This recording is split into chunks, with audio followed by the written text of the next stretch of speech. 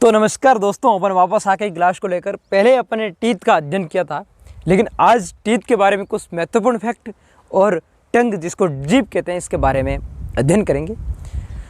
अध्ययन करने का मतलब अपन को एक अच्छी स्टडी करनी है जिसके ज़रिए एक अपन अच्छा एक स्टडी का मटेरियल तैयार कर सके, ताकि हर कम्पिटिटिव एग्ज़ाम में आने वाले क्वेश्चंस इस तरीके से बने ताकि आपको कोई तकलीफ न हो। आपको एक एक कॉन्सेप्ट बढ़िया तरीके से तैयार होना चाहिए। मेरा कहने का मतलब ये है कि यदि आप पढ़ें तो आपको लगना चाहिए कि हम सूर्य साईं से पढ़े हैं, और ऐसा पढ़े कि जैसा हमने आज तक नहीं पढ़ा। मैं आपको पढ़ाने की बहुत अच्छी कोशिश कर रहा हूँ, लेकिन फिर मेरे से कोई यदि गलती हो जाती है तो माफ़ करें। और मैं आपको यही सजेशन देना चाहता हूँ, मेरा सजेशन नहीं है बट आपको प्यार से कहना है कि आप अपनी स्टडी को लगातार ध्यान में रखकर आप स्टडी करें। एकदम स्टडी करने से आप जीवन में सफल हो सकते हैं, अन्यथा जीवन में बहुत सारा संघर्ष है जिसको आपको पार करके अपने जीवन में बहुत तक ऊंचाइयों तक आपको जाना पड़ेगा।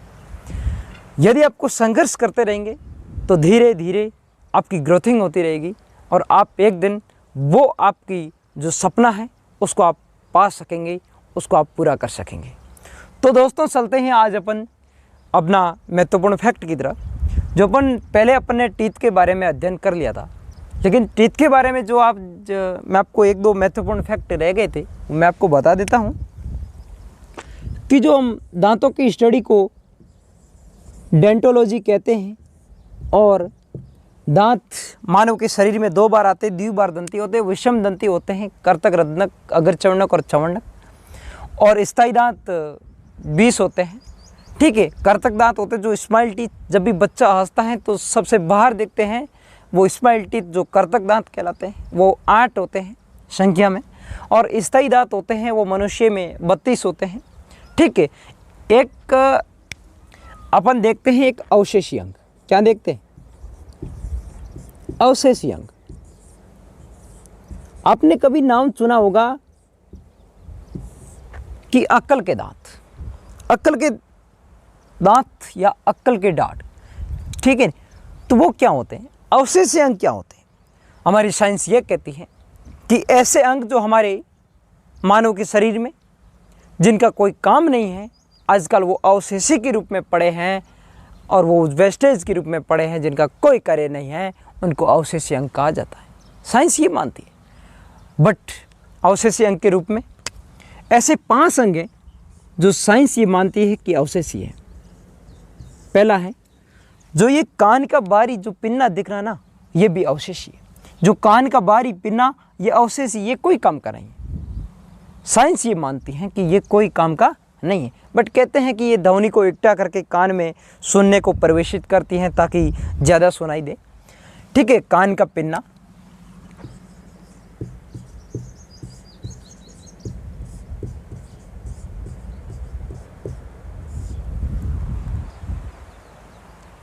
अब जो दूसरा अवशेषी अंग है वो है अक्कल के दांत। अब देखो, अक्कल के दांत 20 से 22 वर्ष की उम्र में आते हैं मनुष्य में, बट ये भी आजकल अवशेषी के रूप में, इनका भी कोई काम नहीं है। मैं आपको ये कहता हूँ कि आने वाले वक्त में हमारे जो अवशेषी अंग के रूप में मैं आपको बता रहा हूँ, ये जीवन भर के लिए अपन आगे देखेंगे। अपन तो देखेंगे या नहीं देखेंगे, आने वाली हज़ारों सालों में ये जो अवशेषी के रूप में पड़े, इनका सर्वनाश हो जाएगा, ये दिखाई नहीं देंगे। दूसरा है अक्कल के दांत।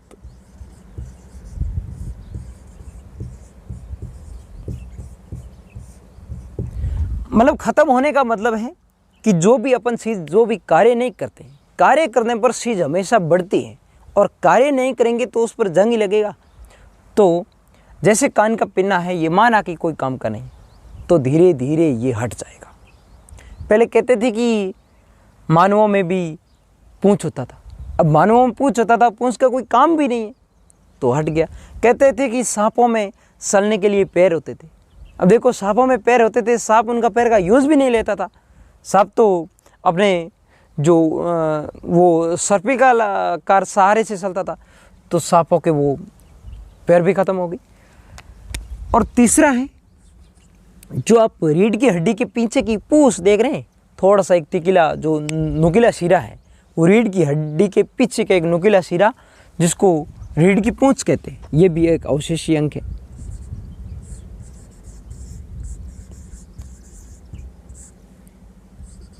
और एक है अपेंडिक्स। क्या है? अपेंडिक्स।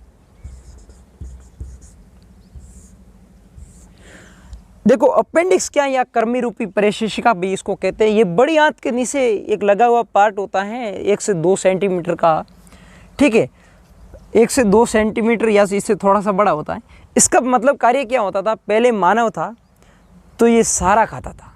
आजकल मानव सारा नहीं खाता, समझदार हो गया है क्योंकि अग्रसर श्रेणियों में ग्रोथ कर रहा है, तो मानव अब अनाज खाने लग गया है। पहले सारा खाने के लिए, सेल्यूलोज को पचाने के लिए पहले कार्बोहाइड्रेट, आज कार्बोहाइड्रेट ये पॉलीसेकेराइड के रूप में शर्करा को खाता है। पहले सेल्यूलोज का पाचन होने के लिए अपेंडिक्स काम में आता था, लेकिन आजकल इनका कोई उपयोग नहीं है। इसलिए मानव के शरीर में ये बहुत ही एक अवशेषी के रूप में पड़ा है। और कभी कभी इनमें क्या होता है, भोजन चले जाने के कारण इनमें चलन होती है, जिसके कारण मनुष्य में दर्द होता है, और दर्द के समय अपन अपेंडिक्स का जो ऑपरेशन करवाना पड़ता है, इनको बाहर निकालना पड़ता है। और जो ये 4 नंबर है, ये 3 नंबर है, और जो 5 नंबर है, ये मनुष्य में बाल। अब शरीर पर बाल है, जो शरीर पर बाल है ये भी अवशेषी के रूप में। साइंस तो मानती है कि शरीर पर बाल कोई काम के नहीं, साला ये झंझट है, इनको भी हटाना चाहिए। अब देखो आने वाले समय में ये अवशेषी अंग के रूप में पड़े, इनका भी यहाँ नामो निशान नहीं होगा, ठीक है, ये अवशेषी अंग के रूप में है। तो अक्ल के दांत हैं वो 20 से 22 वर्ष की उम्र में आते हैं मनुष्य में, और ये 4 होते हैं। कितने होते हैं? संख्या में ये 4 होते हैं। और जो अपन ने चवण्णक दांत पढ़े थे, जिसको मोलर कहते हैं, ये चवण्णक दांत है, ये ही चवण्णक दांत ही ये अक्ल के दांत होते हैं 4, ठीक है। तो इस प्रकार से देखा, और अपन ने दांतों का सूत्र भी देखा कि दांतों का सूत्र कैसे प्राप्त करते हैं। दांतों का सूत्र 4 सॉकेट में जबड़ों को विभाजित करके सूत्र प्राप्त किया जाता है। स्थायी दांत का सूत्र है वो 21-23 है, और अस्थायी दांतों का सूत्र है वो कितना है? 21-02, क्योंकि 0 यहाँ आने का मतलब है यहाँ प्री मोलर अगर चवण्णक बच्चों में पाए नहीं जाते हैं, और ये 12 होते हैं, इसकी जगह ये 8 ही होते हैं, ठीक है। इस प्रकार से दांतों का सूत्र प्राप्त करते हैं। आपने देखा कि दांतों के जो रंग होता है वो सफ़ेद होता है। दांतों का रंग सफ़ेद इसलिए होता है क्योंकि इसमें फ्लोरीन पाई जाती है। दांतों में फ्लोरीन पाए जाने के कारण दांतों का रंग है वो सफ़ेद होता है, ठीक है।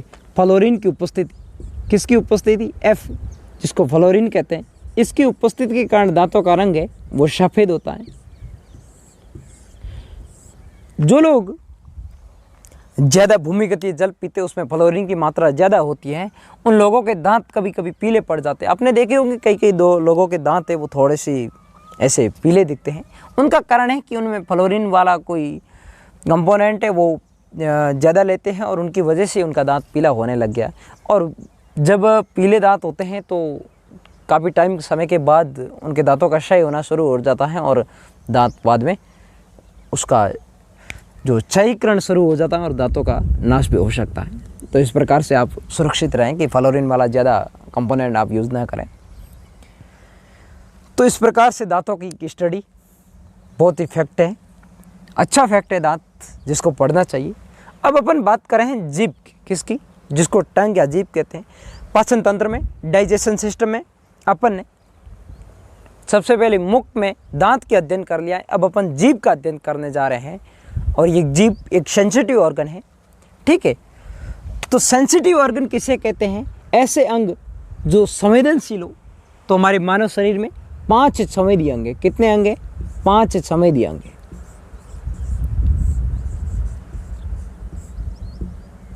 ऐसे अंग जो संवेदनाओं को ग्रहण करे और सेंसिटिव ऑर्गन है, पता लगे कि यहाँ ऐसी हमने को महसूस हुआ, ऐसा खाना मिला, ऐसा कोई स्पर्श हुआ हमारे पास, ठीक है।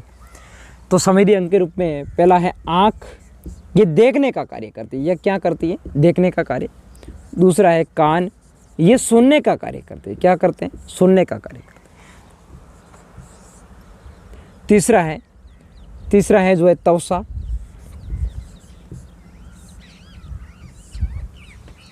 त्वचा है ये स्पर्शीकरण का काम करती है। ये स्पर्श करके कोई बता देते हैं कि स्पर्शीकरण हमारे पास ये टचिंग हुई चीज़।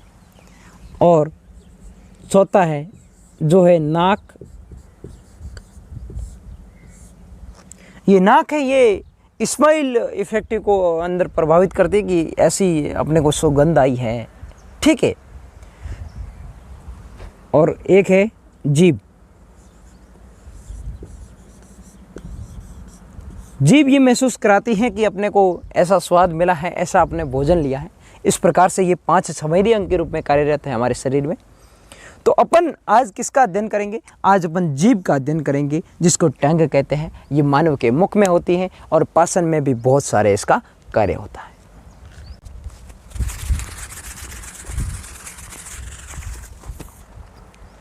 तो अपन अब बात करते हैं जीभ की, ठीक है। कहते हैं कि लिवहाँ में तू जरम जा, तेरा भी एक बार नाम आएगा। तू क्यों रोता फिरता है, तेरा भी एक बार काम आएगा। तो अपन जीभ की बात कर लेते हैं। जीभ जिसको टंग कहते हैं इंग्लिश में, ठीक है, ये मुख में पाई जाती है, ठीक है, मुख में पाई जाती है। लेकिन ये मांसपेशियों से बनी हुई एक अंग है। किससे बना है? ये मांसपेशियों से बना है। और ये एक संवेदी अंग है। कैसा अंग है? ये संवेदी अंग है, मांसपेशीय अंग है। और कैसा अंग है? इसका फैक्ट, ये एक संवेदी अंग है। मतलब संवेदनाओं को ग्रहण करता है कि आपने कैसा टेस्ट का खाना खाया है। ये टेस्टिंग का अनुभूति कराती है। टेस्टिंग की अनुभूति वैसे तो ये नहीं कराती, क्योंकि इस पर क्या पाई जाती है? स्वाद कणिकाएं पाई जाती है।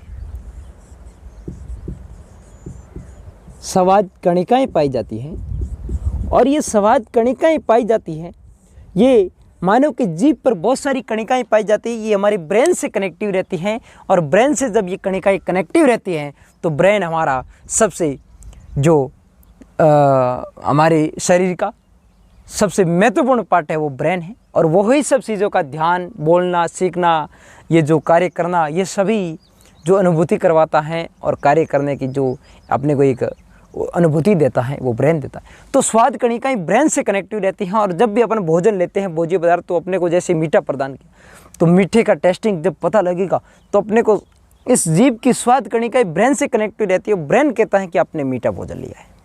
तंत्रिकाएं, कोशिकाएं इससे कनेक्टिव रहती है, इसलिए ही इसका पता चलता है। ये जीभ पर वास्तविक अपने को पता नहीं चलता है, पता ब्रेन लगवाता है, मस्तिष्क लगवाता है, ठीक है। तो इस पर स्वाद कणिकाएं पाई जाती है जो ब्रेन से कनेक्टिव रहती है। तो इसकी लंबाई कितनी होती है? इसकी लंबाई 10 सेंटीमीटर लगभग इसकी लंबाई होती है मानव जीभ की, ठीक है। और जीभ है जो पीछे किससे जुड़ी रहती है? जीवा फ्रेन्यूलम। किससे? जीवा फ्रेन्यूलम। जीवा फ्रेन्यूलम या ये आयोड हड्डी से जुड़ी रहती हैं। ताकि क्या होता है कि जीवा फ्रेन्यूलम के द्वारा ये जुड़ी रहती हैं ताकि जीभ बाहर नहीं आए। अन्यथा जीभ एक मस्कुलर ऑर्गन है, ये बाहर आ सकती है। किससे पीछे कनेक्टिव रहती है? ये जीवा फ्रेन्यूलम द्वारा पीछे आयोड हड्डी से कनेक्टिव रहती हैं, जिनके जरिए ये बाहर नहीं आ पाती, अन्यथा जीभ बाहर आ सकती है, ठीक है। इसका ये महत्वपूर्ण पक्ष। और जो जीभ है, अब अपन जीभ का मॉड्यूल बना देते हैं ताकि जीभ का अपने को पता चले कि कौन कौन सा टेस्ट कहाँ कहाँ होता है। सबसे पहले ये हमारी जीभ है, इसकी लंबाई 10 सेंटीमीटर हो गई है। अब यहाँ अपने को सबसे पहले मिट्टी का पता यहाँ चलेगा, आगे वाले पार्ट पर मिट्टी का पता चलेगा। जैसे आपने गुड़ का टेस्टिंग किया है, जैसे आपने चक्कर का टेस्टिंग किया है, तो चक्कर यहाँ ही चलता आपको टेस्टिंग का पता चल जाएगा कि अपने को मीठा आपने प्रदान किया है कि नहीं। तो भगवान ने ये कुदरत के हिसाब से बनाया कि मीठे का पहले पता चले, यहाँ मीठा चलेगा पता। और जो यहाँ पास में आपको देख रहे हैं साइडों में, यहाँ आपको नमकीन का पता चलेगा। नमकीन जैसा टेस्टिंग होगा ना तो आपको यहाँ पता लग जाएगा, ठीक है। और यहाँ आपको खट्टे का महसूस होगा। जैसे आपने दही है, जैसे कोई आपने पी लिया है और आपको पता कब लगेगा, जीभ के इस पार्ट पर आपका दही आएगा तब आपको पता लगेगा कि दही तो खट्टा है। तो खट्टे का पार्ट आपको यहाँ पता लगेगा। और इससे आगे जो कड़वा है, उस कड़वे का यहाँ आपको पता लगेगा कि ये आपने कड़वी चीज़ खाई है। जैसे आपने ककड़ी खा ली है, अब है तो कड़वी, लेकिन कड़वी है, लेकिन पहले आपको पता नहीं चलेगा, तब तक अंदर जाने वाली है ककड़ी, तब आपको पता चलेगा कि ये तो खा रही है, ये तो कड़वी है। अब क्या करें, अब इसको बाहर डालनी पड़ेगी। तो इस प्रकार से ये सभी होती हैं। और जो प्याज और लहसुन जैसी जो भी पदार्थ हैं, वो अपने को यहाँ पता लगेंगे कि यहाँ प्याज और लहसुन कैसा, प्याज और लहसुन का टेस्टिंग होता है ना, जो प्याज व लहसुन, इसका टेस्टिंग का पता यहाँ चलेगा कि आपने प्याज और ये लहसुन खाया है। ठीक है, इस प्रकार से इसका एक मॉड्यूल होता है तैयार, ताकि अपने को पता चले कि किस प्रकार से कौन कौन से जीभ के पार्ट में कौन कौन सा टेस्टिंग पता चलता है। तो जीभ में होता क्या है, हमारे मुख में लार्य रस निकलता है। क्या निकलता है? लार्य ग्रंथि से, लार्य ग्रंथि से। ये एक बहिस्राविक ग्रंथि होती है। कैसी ग्रंथि होती है? बहिस्राविक ग्रंथि, क्योंकि एंजाइम का स्त्रावण करती है, इसलिए बहिस्राविक ग्रंथि है। और इस बहिस्राविक ग्रंथि से लार्य रस निकलता है। क्या निकलता है? लार्य रस। जब ये लार्य रस निकलता है तो उसमें क्या क्या बाहर निकलते हैं? अब देखो, लार्य ग्रंथि है, इसमें लार्य रस निकलता है, लेकिन लार्य ग्रंथि कितनी होती है? लार्य ग्रंथि 3 होती है। कितनी होती है? 3 प्रकार की होती है। अब एक और खोज कर ली गई है, लेकिन अपन 3 ही पढ़ेंगे। मैं उसके नाम भी बता दूंगा आपको। पहली है जिसका नाम है पैरोटिड ग्रंथि। जिसका क्या नाम है? पैरोटिड ग्रंथि। पैरोटिड ग्रंथि। और दूसरी है जिसका नाम है सबमैंडिबुलर ग्रंथि।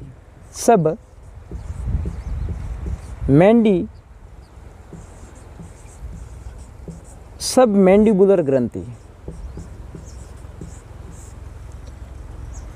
और जो तीसरी है जिसका नाम है सबलिंगुअल ग्रंथि। सबलिंगुअल ग्रंथि।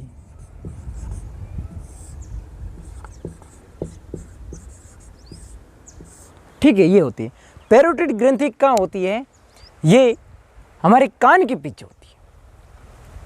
ये कान के पीछे होती है। और सबमैंडिबुलर ग्रंथि है, ये हमारे नीचे वाले जबड़े में पाई जाती है। ठीक है। और सबलिंगुअल ग्रंथि है, ये हमारी जीभ के नीचे पाई जाती है। ये 3 ग्रंथियां होती हैं, इनसे ही लार्य रस स्त्रावित होता है। और जो इनसे लार्य रस स्त्रावित होता है, इसमें होता क्या है? लार्य रस में क्या होता है? थोड़ी इंक की विजिबिलिटी कम हो गई है, इसलिए थोड़ा मैं जो बोलता हूँ उस पर ज़्यादा ध्यान दें। यहाँ क्या होता है कि लार्य रस में सबसे पहले तो यहाँ जल होता है। इसमें जल कितना होता है? 99% जल होता है। ठीक है। और एंजाइम होते हैं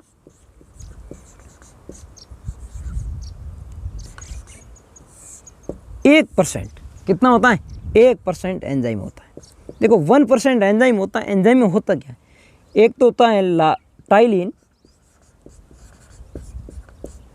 टाइलिन, या जिसको कहते हैं लार्य एमाइलेज। लार्य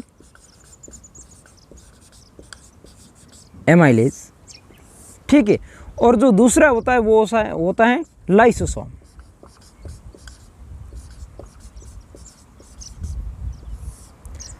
ये इसमें एंजाइम्स होते हैं। और 99% जल होता है, ताकि हमारे भोजन को एक अच्छा सोल्यूबल कर सके और भोजन को एक अच्छी लार में मिला के आगे बोलस बना के, मुंह को गुहा में बोलस बना के आगे क्रमांकुंजन गति द्वारा आगे आमाशय में प्रवेश किया जाए।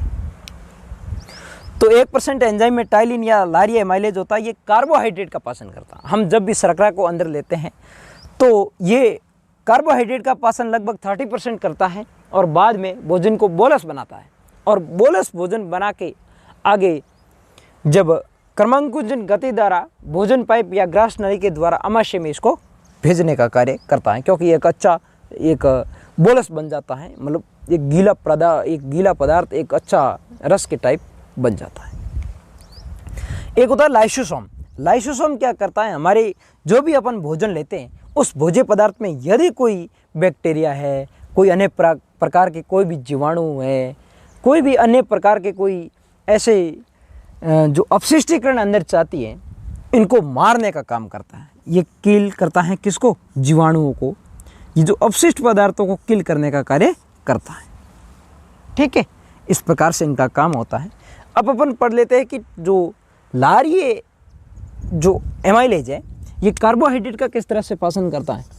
ये माना कि ये कार्बोहाइड्रेट है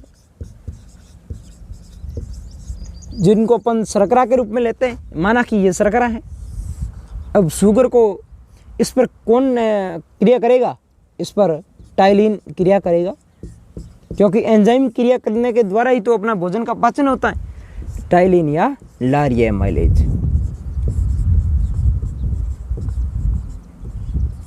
तो टाइलिन या लार्ये एमाइलेज इस पर क्रिया करेंगे तो ये माल्टोज में बदल जाएगा। किसमें? माल्टोज में बदल जाएगा। अब देखो, ये पॉलीसैकेराइड कार्बोहाइड्रेट की शर्करा है, पॉलीसैकेराइड है। पॉलीसैकेराइड से ये द्विसैकेराइड में कन्वर्टेशन हो रहा है, तो यहाँ आंशिक 30% पाचन होता है। आंशिक पाचन होता है, 30% कार्बोहाइड्रेट का यहाँ पाचन हो जाता है। इसलिए ही आपने देखा होगा कोई एथलेटिक्स है, वो दौड़ में जाता है, उससे पहले उसको कार्बोहाइड्रेट खिलाया जाता है ताकि उसको जस्ट एनर्जी के लिए, फास्ट एनर्जी के लिए मुख गुहा में लार्ये रस के द्वारा, लार्ये एंजाइम के द्वारा उनका पाचन हो सके। क्योंकि अमाशय में जाने पर तो 4 घंटे भोजन वहाँ रुकता है, फिर पाचन होता है, इसलिए इतना टाइम वहाँ वेटिंग कौन करें, इसलिए इसको कार्बोहाइड्रेट दिलाएं ताकि फास्ट एनर्जी उनको मिल सके। ठीक है, इस प्रकार से ये प्रक्रियाएं होती है हमारे जीव में। और अब आगे भोजन किस में जाता है? ये माल्टोज में जब बदला जाएगा तो अब इसके बाद भोजन कहा जाएगा क्या? मुख गुहा में। आगे मुख गुहा में जाएगा, और मुख गुहा में जब माल्टोज में बदला हुआ तो उसको बोलस भोजन कहेंगे। क्या कहेंगे? बोलस भोजन। ध्यान रखना, बहुत इंपॉर्टेंस चीज़ है, बोलस भोजन। इनको बोलस भोजन कहा जाता है। और जब ये बोलस भोजन आगे किस में जाता है? ग्रास नली, या जिसको भोजन नली। इसकी लंबाई लगभग कितनी होती है? ये श्वास नली है, इस श्वास नली के पास में ही होती है भोजन नली। इसमें भोजन जाता है, लेकिन इनका मार्ग एक ही होता है, क्योंकि ये दोनों मुख गुहा में प्रवेश करते हैं। श्वसन भी मुख गुहा से, और मुख गुहा इनका जो है वो एक, दोनों का एक ही मार्ग है। अब मुख गुहा में होता क्या? भोजन यहाँ आता है तो यहाँ पर एपिग्लोटिस एक ढक्कन लगा रहता ताकि श्वसनी में यहाँ प्रवेश, जो ये श्वसनी है, ये श्वास नली है, इस श्वास नली में भोजन प्रवेश नहीं करे। तो इस पर एक एपिग्लोटिस ढक्कन लगा रहता है, और भोजन जब आता है तो एपिग्लोटिस ढक्कन एक कपाट होता है, ये बंद हो जाता है, और ये मसल्स का बना हुआ है, बंद हो जाता है, और भोजन ऊपर से निकल के इस ग्रास नली में चला जाता है, और वापस ये श्वसन आने पर ये ओपन हो जाता है, और वापस श्वसन की प्रक्रिया यहाँ पर होती है। लेकिन जब भी अपन को हिचकी आती है, ये जो जैविक क्षय क्रियाएँ होती है, इसके का आना, ये सभी किस प्रकार से होती हैं? क्योंकि जब अपन भोजन लेते हैं उसके समय कोई श्वसन की प्रक्रियाएँ हो जाती हैं, तो ये जो भोजन के कण हैं वो श्वसनी में प्रवेश कर जाते हैं। श्वास नली में प्रवेश करने के साथ ही यहाँ श्वसन में रुकावट आती है, और बार बार हिचकी आने का प्रयास करते हैं। ठीक है, इस प्रकार से ये प्रक्रियाएं होती हैं। इसमें होता क्या है? ये बोलस भोजन है, यहाँ से बोलस है, क्योंकि अपन ने मुख गुहा में लार्ये रस के द्वारा ये बोलस बना दिया है। बोलस बना के यहाँ क्रमांकुचन गति करेगा, मतलब एक बार ये ऐसे ऐसे धीमे धीमे क्रमांकुचन गति करते करते भोजन जाएगा नीचे। यहाँ होता है अमाशय। क्या होता है? यहाँ अमाशय होता है, इस अमाशय में चला जाएगा। अमाशय पेट, या जिसको उदर या जठर कहते हैं, या इसमें चला जाएगा। इसमें जठर ग्रंथियों के द्वारा इसका पाचन होगा, फिर कार्बोहाइड्रेट, प्रोटीन और वसा तीनों का पाचन हो जाएगा, और फिर वहाँ भोजन कायम कहलाएगा। ठीक है, इस प्रकार से प्रक्रियाएं होती है। इसकी लंबाई होती है वो 25 सेंटीमीटर होती है। कितनी होती है? 25 सेंटीमीटर होती है। इस प्रकार से भोजन की प्रक्रियाएं अपने मुख गुहा से अपने पार कर दी है। अब मुख से अपने ग्रास तली में पार करते हुए भोजन को आगे आमाशय में भेज दिया है। अब आमाशय में 4 घंटे तक भोजन वहाँ रहेगा और फिर हमारा ब्रेन कहेगा कि भाई अब 4 घंटे तो हो गए, अब तू पाचन करवाने में सहायता कर और भोजन का पाचन कर ताकि अपन को एनर्जी मिल सके। ये प्रक्रियाएँ अपन कल पढ़ेंगे, आमाशय की स्ट्रक्चर कल पढ़ेंगे। आज अपन ने इतनी चीज़ें पढ़ी, इसके लिए आपने भी क्लास देखी, इसके लिए मैं आपका बहुत बहुत शुक्रिया अदा करता हूं। और आप इस मेरे क्लास को आगे शेयर ज़रूर करें मेरे दोस्त, और आगे शेयर करना ताकि मेरा भी हौसला एक उपजाऊ भी हो, और चैनल को सब्सक्राइब ज़रूर करें। सभी को थैंक यू।